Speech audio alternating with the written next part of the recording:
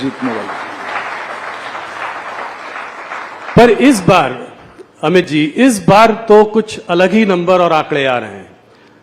370 एक बहुत बोल्ड आपने टारगेट लिया है, 400 पार एनडीए के लिए।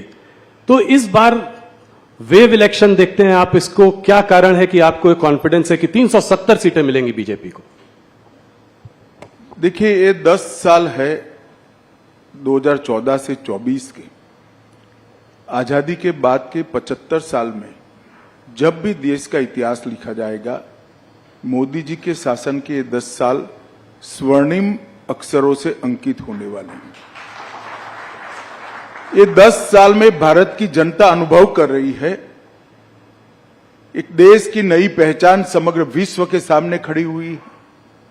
देश का हर नागरिक सम्मान के साथ कहता है कि हां मैं भारतीय हूं, गर्व के साथ कहता है हां मैं भारतीय हूं। और दुनिया में जहां जहां भी भारतीय पासपोर्ट के साथ जो कोई भी जाता है, इसका बड़ा सम्मान होता है। ये 10 साल में विकास की प्रक्रिया से पूर्णतया कटे हुए 60 करोड़ गरीब, जिनको 70 साल की आजादी के बाद भी बैंक अकाउंट नसीब नहीं हुआ था, घर में टॉयलेट नहीं था, घर में गैस नहीं था, घर में बिजली नहीं मिली थी, नल से पानी नहीं मिला था, खाने के लिए बड़ी मशक्कत करनी पड़ती थी, स्वास्थ्य की सुविधाएं नहीं थी। ये 10 साल के अंदर ही, सिर्फ 10 साल के अंदर हरेक को बैंक अकाउंट, हरेक घर में नल से जल, हरेक घर में शौचालय, हरेक घर में गैस, और 60 करोड़ लोगों को 5 लाख तक की स्वास्थ्य की सारी सुविधाएं पूरी की है। और हर गरीब को प्रति व्यक्ति प्रति माह 5 किलो अनाज आज फ्री ऑफ कॉस्ट मिल रहा है। एक प्रकार से ये 60 करोड़ लोगों को भारत के अर्थतंत्र के साथ जोड़ने का काम नरेंद्र मोदी जी ने किया है। ये 10 साल के अंदर ही देश जिसकी बड़े समय से राह देखता था कि भारत अपने अर्थतंत्र को दुनिया की तालिका में बहुत आगे पहुंचा है। अटल जी 11वें नंबर पर छोड़कर गए थे। अर्थशास्त्री मनमोहन सिंह जी ने 10 साल में 11वें का 11वां मेंटेन किया, और मोदी जी ने 10 साल में 11वें नंबर से 5वें नंबर पर पहुंचा है। और मैं आज आपके कार्यक्रम के माध्यम से देश की जनता को कहने आया हूं, ये मोदी गारंटी है, तीसरे कार्यकाल का आशीर्वाद दे दीजिए। हम तीसरे नंबर की आर्थिक ताकत दुनिया की बन कर रहे हैं। ये 10 साल में भारत मैन्युफैक्चरिंग का हब बना है। ये 10 साल में डिजिटल क्रांति सब्जी वाली से लेकर बड़े बड़े कॉरपोरेट तक ट्रांसलेट कर गई है। ये 10 साल के अंदर भारत के स्टार्टअप दुनिया भर में धूम मचा रहे हैं। ये 10 साल के अंदर ही एक सर्वग्राही, सर्वस्पर्शीय और सर्वसमावेशी शिक्षा नीति का आगाज हुआ है, जो अपनी भाषाओं पर तो गौरव करता है, दुनिया भर की आधुनिक से आधुनिक चीजों को समाहित करते हुए विश्व के मंच पर भारत के युवा को खड़ा रहने की ताकत देता है। ये 10 साल के अंदर भारत सुरक्षित हुआ है।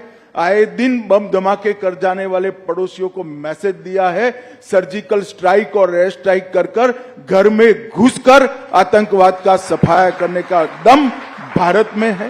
ये 10 साल के अंदर सालों पुराने मसले जैसे धारा 370 हटाना, 35 से हटाना, राम मंदिर का निर्माण करना, बाबा विश्वनाथ का कॉरिडोर बनाना, ट्रिपल तलाक समाप्त करना, सीएए लाना, ढेर सारे यूसीसी लाना, ढेर सारे मसले जिसको छूने की कोई हिम्मत नहीं करता था, मोदी जी ने हिम्मत के साथ उसको निरस्त किया है और सुचारू रूप से शांतिपूर्ण तरीके से जमीन पर उतारने का काम किया है। 10 साल भारत की आंतरिक सुरक्षा के लिए भी स्वर्णिम अक्षर से लिखे जाएंगे।